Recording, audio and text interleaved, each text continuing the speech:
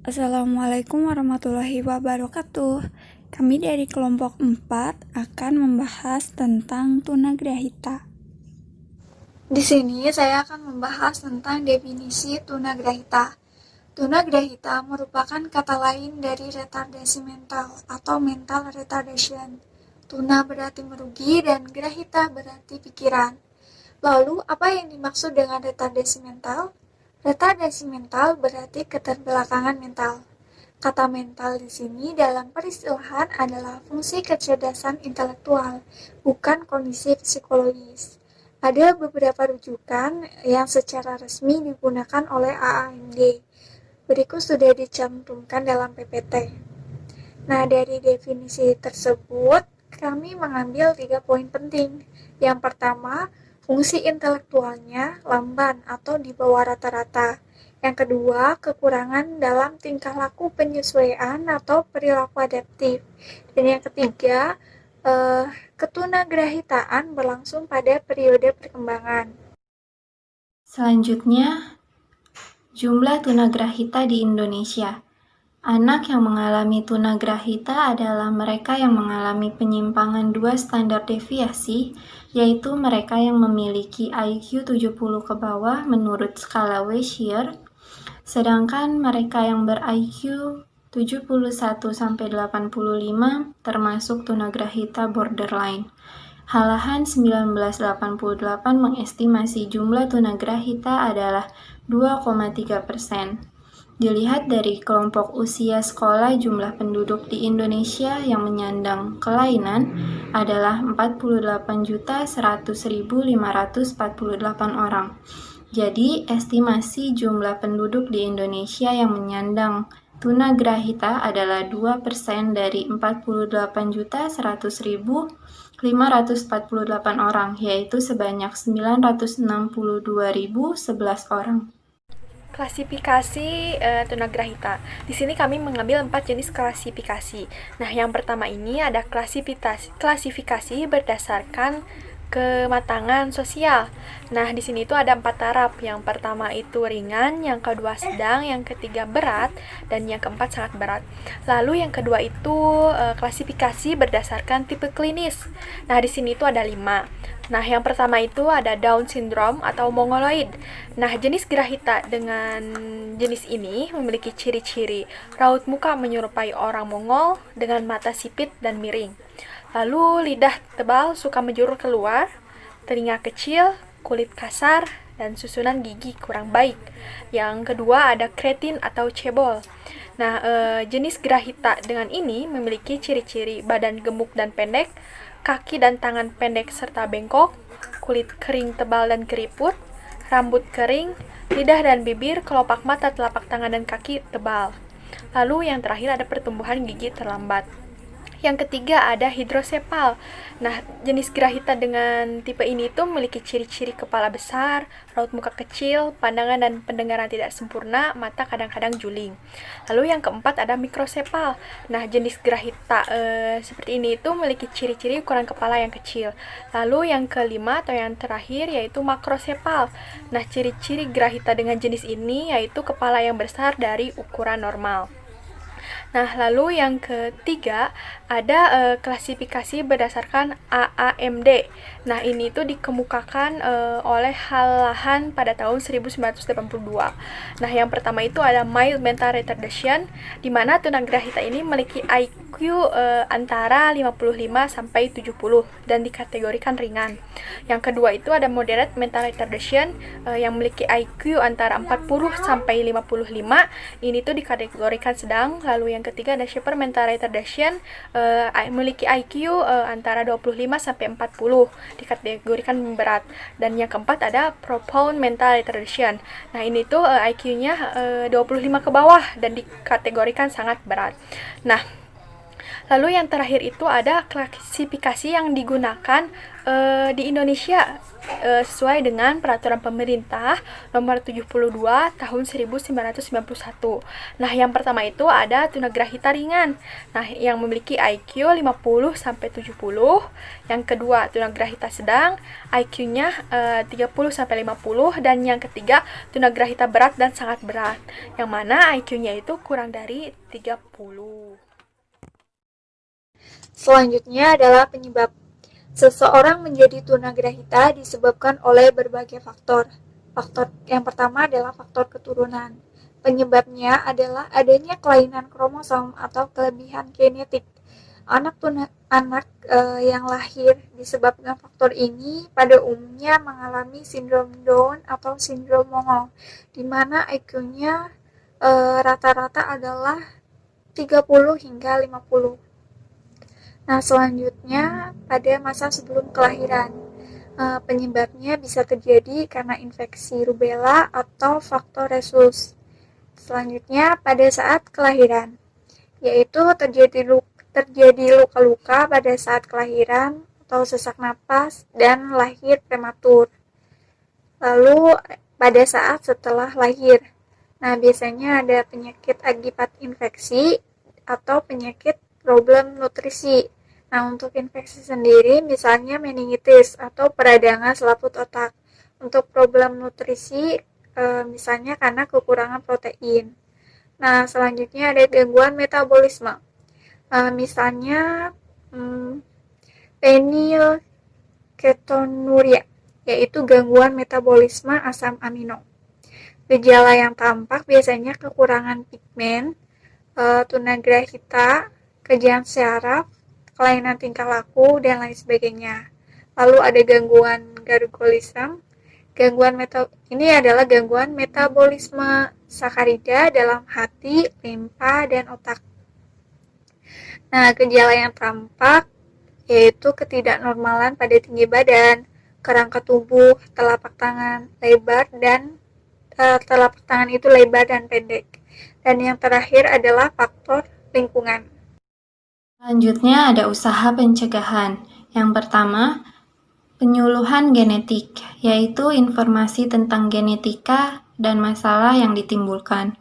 Yang kedua ada diagnostik prenatal, yaitu pemeriksaan janin saat di dalam kandungan. Yang ketiga ada imunisasi. Yang keempat ada tes darah, dilakukan untuk pasangan yang akan menikah agar menghindari menurunkan kelainan. Yang kelima ada program KB, yaitu mengatur kehamilan. Yang keenam ada tindakan operasi yang dilakukan dalam kondisi resiko tinggi untuk mencegah kelainan. Yang ketujuh ada sanitasi lingkungan, yaitu menjaga agar lingkungan tetap bersih dan sehat. Yang kedelapan ada pemeliharaan kesehatan. Yang kesembilan intervensi dini, yaitu dilakukan oleh orang tua untuk membantu perkembangan anak sedini mungkin. Karakteristik anak tunagrahita. Di sini kami membedakan menjadi 3 karakteristik. Yang pertama itu ada karakteristik umum, yang kedua itu karakteristik khusus, dan yang ketiga itu karakteristik berdasarkan masa perkembangan. Nah, yang pertama itu karakteristik umum. Ada dari segi akademik. Nah, kita tahu kapasitas belajar anak tunagrahita itu sangat terbatas. Lebih-lebih kapasitasnya itu mengenai hal-hal yang abstrak. Nah, karakteristik yang lainnya itu apabila mereka diberikan pelajaran berhitung hanya berkisar beberapa menit saja, mereka langsung mengatakan bosan, susah, dan mengantuk. Tetapi bila diberikan pelajaran seperti kesenian, olahraga, ataupun keterampilan, mereka menunjukkan minat belajar yang besar dan perhatian berlangsung dalam waktu yang lama. Bahkan tidak jarang mereka meminta ingin belajar lagi. Lalu karakteristik yang lainnya itu apabila anak normal mendapatkan mainan baru, ia langsung memainkannya dengan memeriksa mainan itu. Tapi sebaliknya, anak tunagrahita hanya diam saja menatap mainan itu tanpa mencoba menggerakkannya. Yang kedua ada dari segi sosial emosional. Dalam pergaulan, anak tunagrahita tidak dapat mengurus diri, memelihara, dan memimpin diri. Nah, ketika masih muda, mereka harus dibantu terus karena mereka mudah terperosok ke dalam tingkah laku yang kurang baik. Mereka cenderung bergaul atau bermain bersama dengan anak yang lebih muda darinya. Kehidupan penghayatannya pun terbatas. Mereka juga tidak mampu menyatakan rasa bangga atau kagum. Mereka mempunyai kepribadian yang kurang dinamis, mudah goyah, kurang menawan, dan tidak berpandangan luas. Mereka juga mudah disugesti atau dipengaruhi, sehingga tidak jarang dari mereka mudah terperosok ke hal-hal yang tidak baik, seperti mencuri, merusak, dan pelanggaran seksual. Lalu ada dari segi fisik atau kesehatan. Nah, baik struktur maupun fungsi tubuhnya, pada umumnya anak tunagrahita kurang dari anak normal. Mereka baru dapat berjalan dan berbicara pada usia yang lebih tua daripada anak normal. Sikap dan gerakannya kurang indah, bahkan diantaranya banyak yang mengalami cacat bicara. Pendengaran dan penglihatannya banyak yang kurang sempurna. Kelainan ini bukan pada organ, tetapi pada pusat pengolahan di otak, sehingga mereka melihat tetapi tidak memahami apa yang didengarnya, mendengar tetapi tidak memahami apa yang didengarnya. Bagi anak tunagrahita yang berat dan sangat berat, kurang merasakan sakit, bau badan tidak enak, badannya tidak segar, tenaganya kurang mempunyai daya tahan, dan banyak yang meninggal pada usia muda. Mereka mudah diserang penyakit karena keterbatasan dalam memelihara diri, serta tidak memahami cara hidup sehat. Nah, lalu yang kedua ada karakteristik khusus. Nah, di sini itu karakteristiknya menurut tingkat ketunagrahitaannya. Nah, ada karakteristik tunagrahita ringan. Nah, di sini tuh meskipun tidak dapat menyamai anak normal yang seusia dengannya, mereka masih dapat belajar membaca, menulis, dan berhitung sederhana. Pada usia 16 tahun atau lebih, mereka dapat mempelajari bahan yang tingkat kesukarannya sama dengan kelas 3 dan kelas 5 SD. Kematangan belajar membaca baru dicapainya pada umur 9 tahun dan 12 tahun sesuai dengan berat dan ringannya kelainan. Kecerdasannya berkembang dengan kecepatan antara setengah dan 3/4 kecepatan anak normal dan berhenti pada usia muda. Perbendaharaan katanya terbatas, tetapi penguasaan bahasanya memadai dalam situasi tertentu. Mereka dapat bergaul dan mempelajari pekerjaan yang hanya memerlukan semi-skill. Sesudah dewasa, banyak di antara mereka yang mampu berdiri sendiri. Pada usia dewasa, kecerdasannya mencapai tingkat usia anak normal, yaitu 9 dan 12 tahun. Nah, lalu ada karakteristik tunagrahita sedang. Anak tunagrahita sedang hampir tidak bisa mempelajari pelajaran-pelajaran akademik. Perkembangan bahasanya lebih terbatas daripada anak tunagrahita ringan. Mereka berkomunikasi dengan beberapa kata. Mereka dapat membaca dan menulis, seperti namanya sendiri, alamatnya, nama orang tua, dan lain-lain. Mereka mengenal angka-angka tanpa pengertian. Namun demikian, mereka masih memiliki potensi untuk mengurus diri sendiri. Mereka dapat dilatih untuk mengerjakan sesuatu secara rutin, dapat dilatih berkawan, mengikuti kegiatan, dan menghargai hak milik orang lain. Sampai batas tertentu, mereka selalu membutuhkan pengawasan, pemeliharaan, dan bantuan orang lain. Tetapi mereka dapat membedakan bahaya dan bukan bahaya. Setelah dewasa, kecerdasan mereka tidak lebih dari anak normal usia 6 tahun.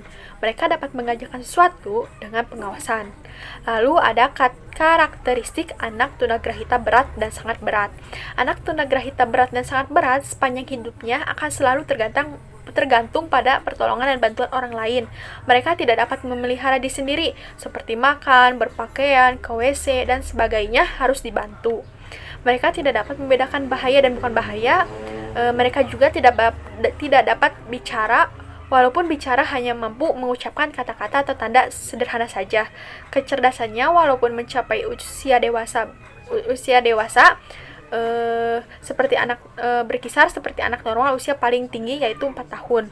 Untuk menjaga kestabilan fisik dan kesehatannya, mereka perlu diberikan kegiatan yang bermanfaat, seperti mengempelas, memindahkan benda, mengisi karung dengan beras sampai penuh.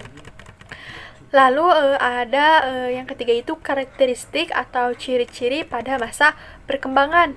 Nah, pada masa bayi, walaupun saat ini sulit untuk segera membedakannya, tetapi para ahli mengemukakan bahwa ciri-ciri bayi tunagrahita adalah tampak mengantuk saja, apatis, tidak pernah sadar, jarang menangis, kalau menangis terus-menerus, terlambat duduk, bicara, dan berjalan.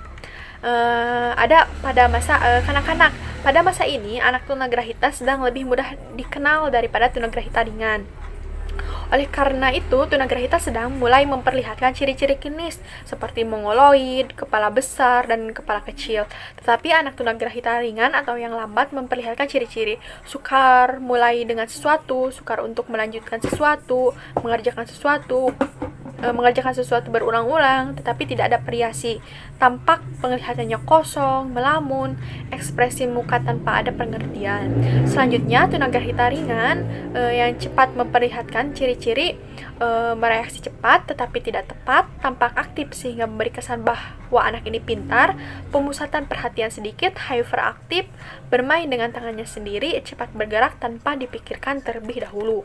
Lalu ada pada masa sekolah. Pada masa sekolah, ciri-ciri yang mereka munculkan biasanya sebagai berikut. Adanya kesulitan belajar pada hampir semua mata pelajaran, membaca, menulis, dan menghitung. Lalu prestasi yang kurang, kebiasaan kerja yang tidak baik, perhatian yang mudah beralih, kemampuan motorik yang kurang, perkembangan bahasa yang jelek, dan kesulitan menyesuaikan diri. Lalu ada pada masa puber. Perubahan yang dimiliki remaja tunagrahita sama halnya dengan remaja biasa. Pertumbuhan fisik berkembang normal, tapi perkembangan berpikir dan kepribadian berada di bawah usianya. Akibatnya, ia mengalami kesulitan dalam pergaulan dan mengendalikan diri. Setelah tamat sekolah, ia belum siap untuk bekerja, sedangkan ia tidak mungkin untuk melanjutkan pendidikan. Akibatnya, ia hanya tinggal diam di rumah, yang pada akhirnya ia merasa frustasi. Kalau diterima bekerja, mereka bekerja sangat lamban dan tidak terarah. Hal ini tidak memenuhi tuntutan dunia usaha. Selanjutnya ada perilaku agresif. Yang pertama, sering mengancam dan mengintimidasi anak lain. Yang kedua, sering berkelahi. Yang ketiga, menggunakan senjata yang dapat menyebabkan orang lain sakit. Yang keempat, bengis dan kejam terhadap orang lain. Yang kelima, bengis dan kejam terhadap binatang. Yang keenam, mengambil hak orang lain secara langsung. Ada beberapa faktor yang menyebabkan anak berperilaku agresif. Yang pertama, anak terlalu lelah sehingga mudah kesal dan tidak bisa mengendalikan emosinya. Yang kedua, jika anak menginginkan sesuatu selalu dimarahi atau ditolak. Yang ketiga, anak gagal melakukan sesuatu sehingga menjadi emosi dan tidak mampu mengendalikannya.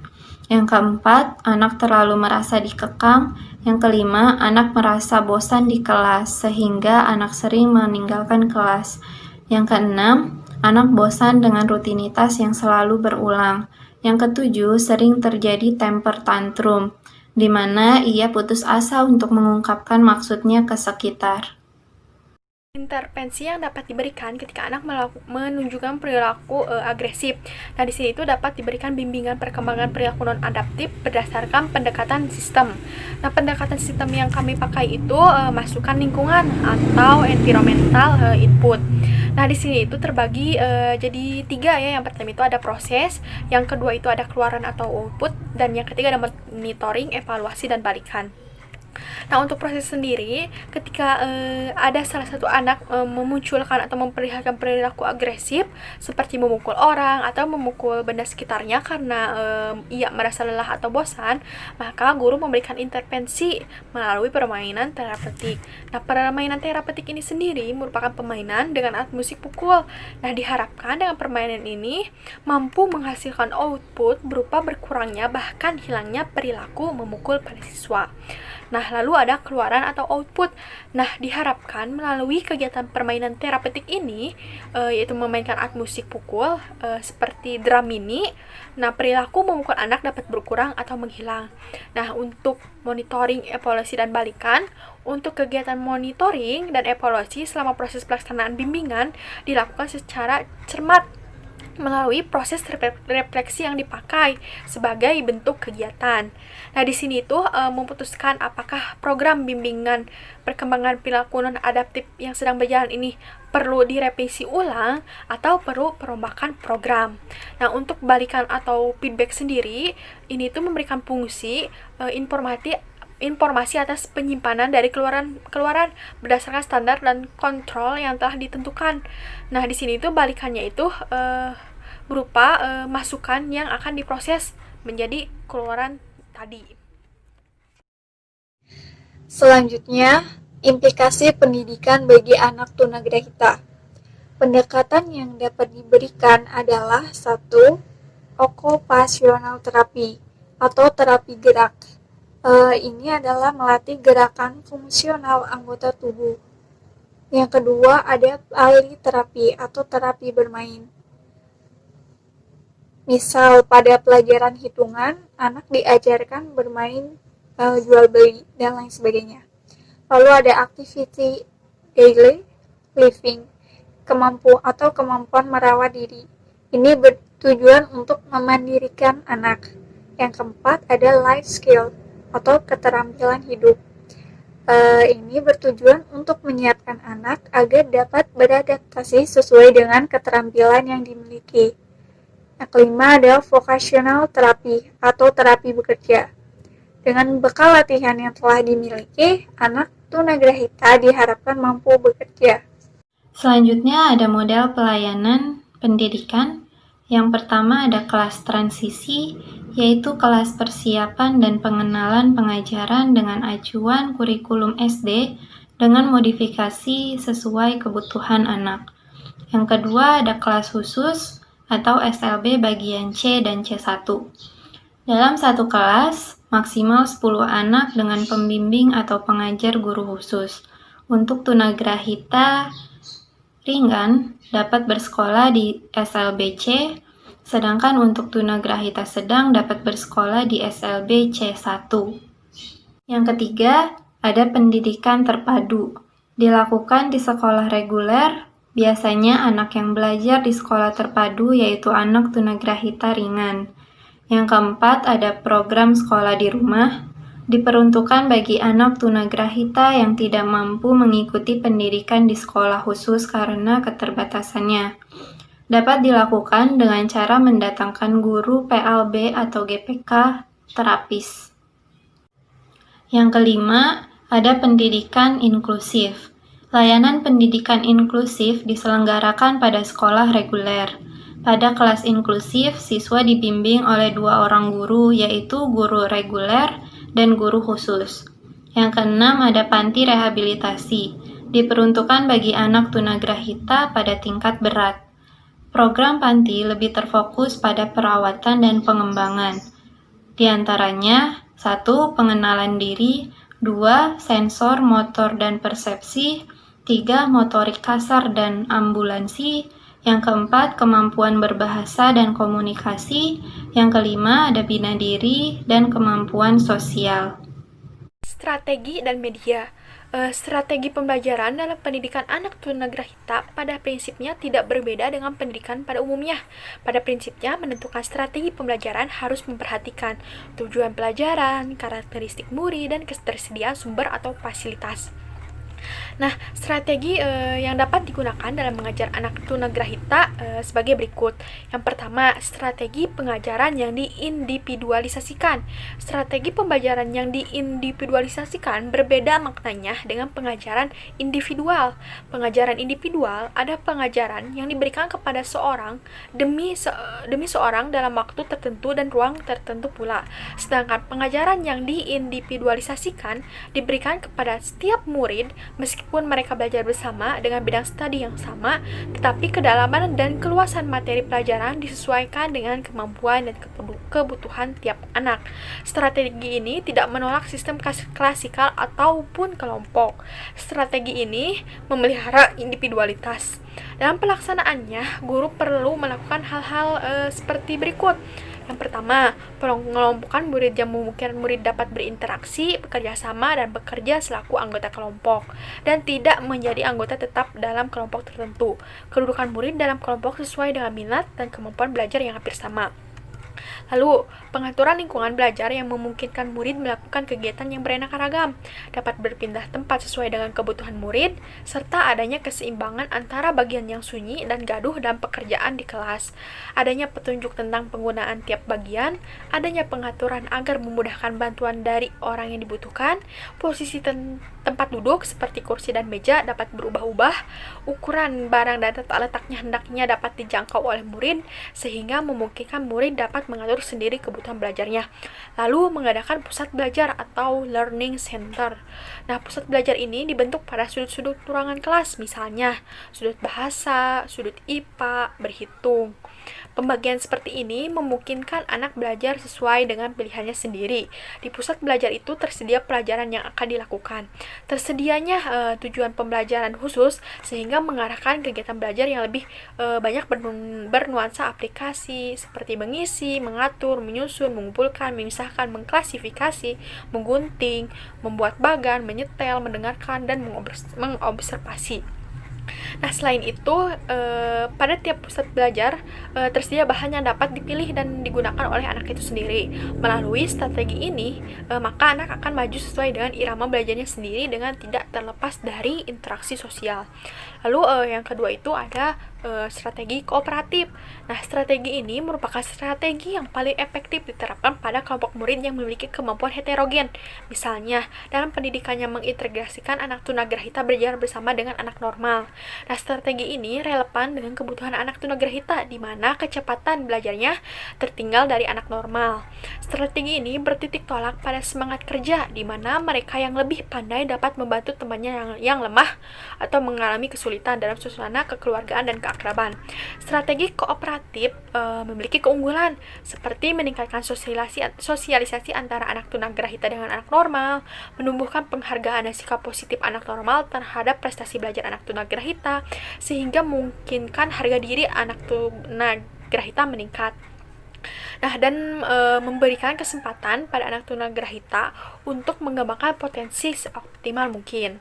Dalam pelaksanaannya, guru harus memiliki kemampuan merumuskan tujuan pembelajaran, seperti untuk meningkatkan kemampuan akademik dan lebih-lebih untuk meningkatkan keterampilan bekerja sama. Selain itu, guru dituntut mempunyai keterampilan untuk mengatur tempat duduk, pengelompokan anak, dan besarnya anggota kelompok.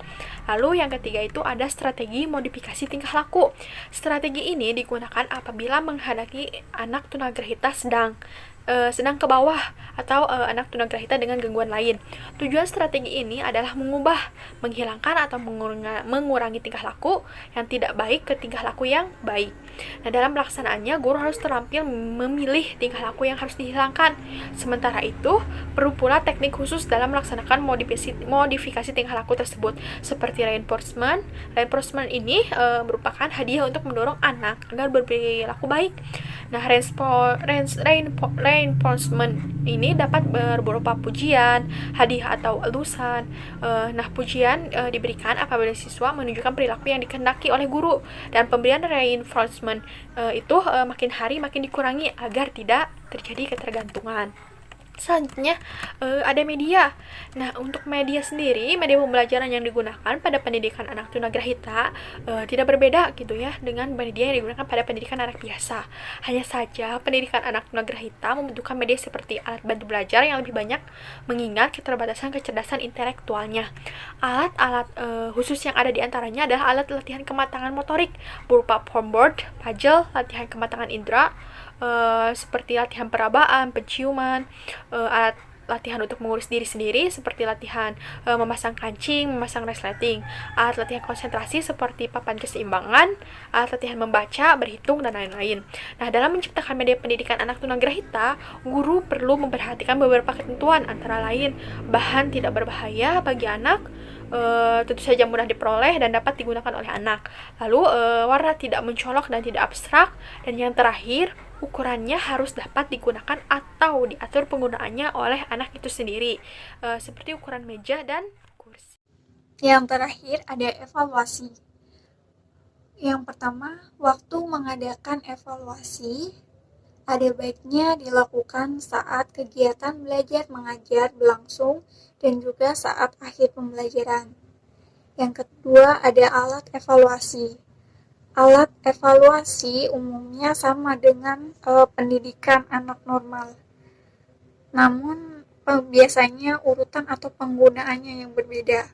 Nah, penggunaan alat evaluasi berupa tulisan, lisan, dan perbuatan bagi anak tunagrahita harus ditinjau lebih dahulu apakah memungkinkan atau tidaknya dilaksanakan.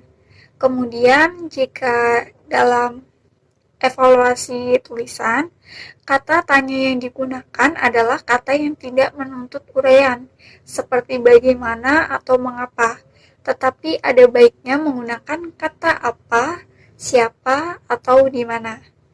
Kriteria keberhasilan. Keberhasilan belajar anak tunagrahita bukan disamakan dengan teman sekelasnya, melainkan kemajuan yang dicapai dari waktu ke waktu. Nah, penilaiannya berupa longitudinal. Maksudnya, penilaian tidak pada prestasi individu, melainkan atas pencapaian kemarin dan hari ini.